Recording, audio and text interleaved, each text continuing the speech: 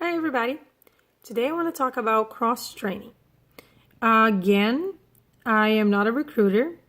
I am talking for myself and my experiences and also as a reservist. I'm not on active duty, so I don't know how it works with active duty, but I'm going to tell you guys my experience cross-training. So I joined the Air Force Reserves as a 2T2, which is an air transporter. It's a logistics job. As you all know, if you follow me, basically is, whatever comes in and out of the plane, whoever comes in and out of the plane, and whatever vehicles you need to approach a plane or drive to make pallets and stuff like that. So anything that involves cargo and passengers. That was my job before.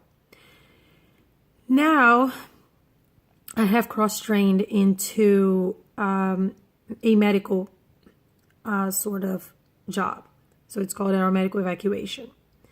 And first I want to talk about how I got it done, and perhaps it can help you to cross-train if you are actually interested into going to another profession within the military.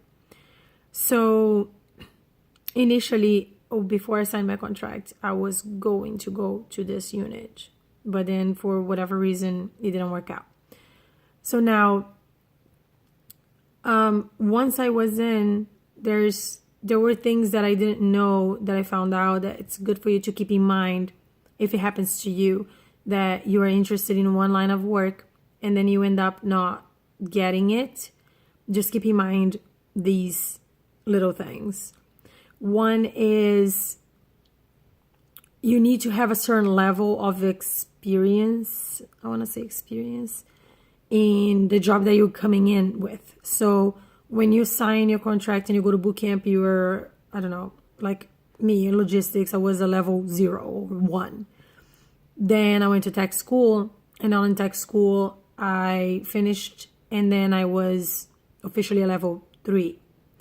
Then when I went to my home base, I did a test, after working there and studying whatever else they needed me to study. I did a test, and then I became a level 5. So when you're a level 5, you are fully proficient on that job that you were assigned for. Now, once you're a level 5, that's when you could switch to another profession. So all of this would take you about a good 12 to 15 months. So keep in mind that time. If you are not in yet and you are wanting to go to a specific job and your recruiter says, just go in, obviously it depends on you, but keep these timelines in mind. Also, another thing to keep in mind, besides the timeline, is the actual logistics of things there. You don't just like, oh, okay, I'm going to cross-train. So you have to actually pursue the other unit that you want to go into, speak to people there, see if they need more people. And once they do, then they're going to, in my case, I did something that's called a fly physical because I would be a flyer. So I had to do that, and then I had to wait for the results, and that took over a year. So I stayed on my old unit for 2 years until I was able to move to a new unit. Another thing, so the other thing is you have to approach your chain of command and tell them that you want to leave. So your old unit. So I had to sit with my commanders, sit with my people, and be like, hey, I'm in nursing school. This other profession is better for me. And it's up to them to release you to the new unit. So keep that in mind as well.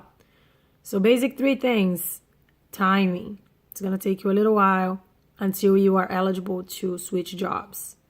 Second, whatever the requirements of this new job is, whoever you need to contact to try to get switched.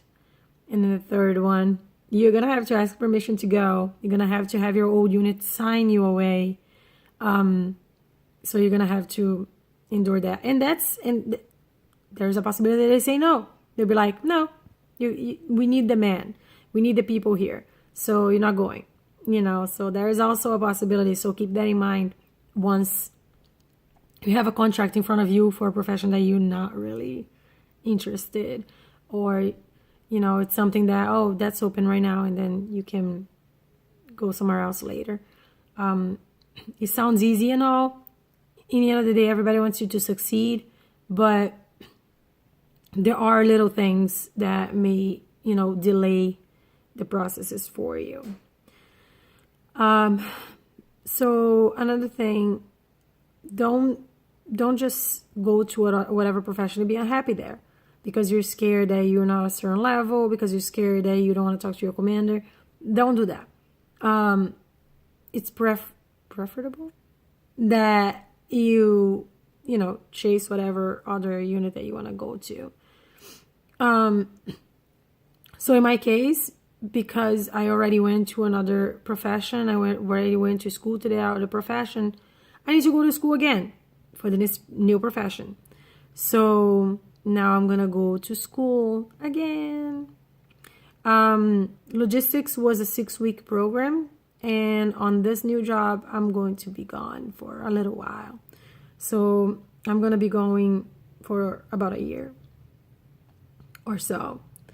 And I'm going to try to make videos about my experience as far as for anybody else who is going to become a 4NO out there, aeromedevac. And if you have any questions and you're getting into the program and need to know something and if I'm able to help, let me know.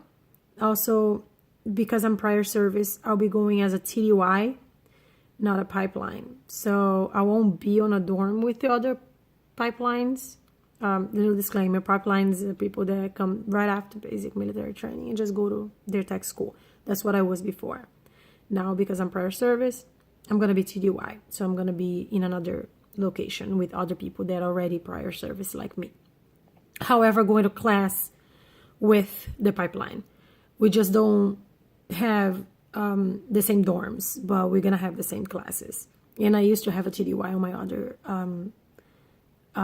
profession, tech school. So that happens a lot. Just put it on the comments. Any other questions you may have about cross-training.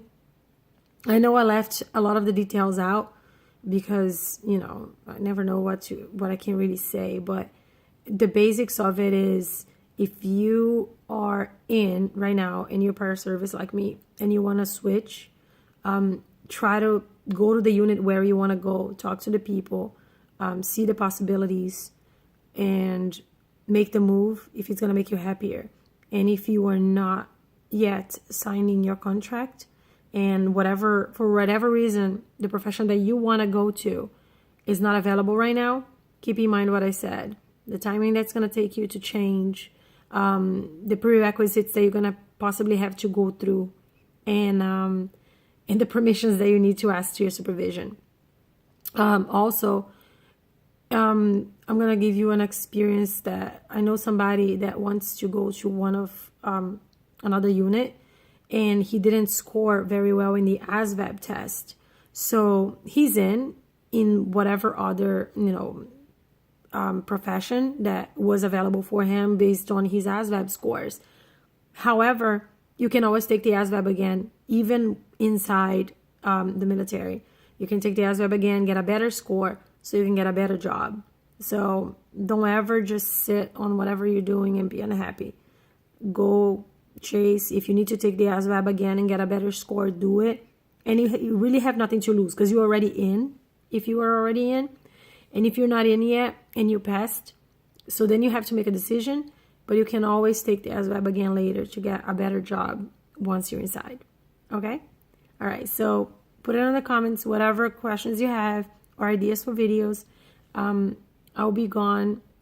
I don't know when, but when I am, I'll tell you guys any news that any stuff that's happening and anything that's worth giving tips about.